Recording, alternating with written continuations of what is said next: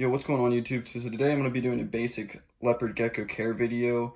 So this is my bold head eclipse leopard gecko. I believe she's a female. She hasn't shown any signs of being a male. So leopard geckos are a really good beginner reptile to start off with, keeping in the hobby. I keep her in a 6-quart plastic tub. There's plenty of space for her. You can keep them in glass aquariums. If you keep them in a glass tank, you really want to make sure you're getting good humidity in there because it'll help them shed. You can see on this container, there's very good humidity.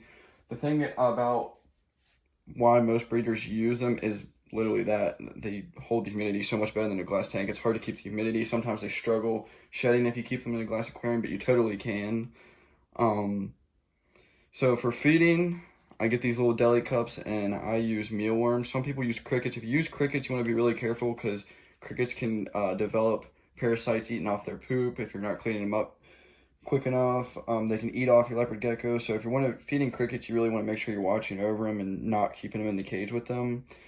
So leopard geckos do not need a heat bulb, but since they're not getting the light from a bulb, you're going to be giving them the calcium. And you can buy this at your local pet store. It's only a couple bucks, and mix it in with your mealworms or crickets, cover them in it.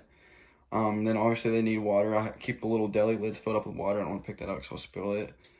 And then for substrate, some people use coconut fiber. I just use a paper towel. I keep my setups very simple. This is what most breeders do. Give them a little hut. You can make huts out of just about anything. You want to make sure if you do something like I'm doing, it's not sharp enough to cut your gecko. And leopard geckos, they're very easily to handle. Barely ever do they try to bite. Sometimes, depending on your gecko, they'll be really, moving around and stuff. But this is a really pretty gecko. So prices on leopard geckos can vary on their color morph. There's tons and tons of colors. They can go from 50 bucks up to 1,000. It just all depends on what color coding. Depending on their color, really, that's all it is all leopard geckos are the same, but depending on what color they are will vary on their price. So if you get a color that's more rare, it's going to cost you more. So it all depends on what you want, but this is basically all you need to keep a leopard gecko. They're really friendly, super awesome pets. They're really easy. So as far as like what I said, you don't need a heat bulb. What I do is I use heat tape. You can also buy a heat mat and you just plug it into a thermostat. So I keep their warm side on about 93 degrees, and you want them to have a hot side and a cool side. So that over here where their food is, if they come out, the heat tape only covers from like literally up to their hide. So if she can walk out and stand up here in the front if she's too hot and cool down. The cool side's about 80 some degrees, and the back's about 90, a little over 90.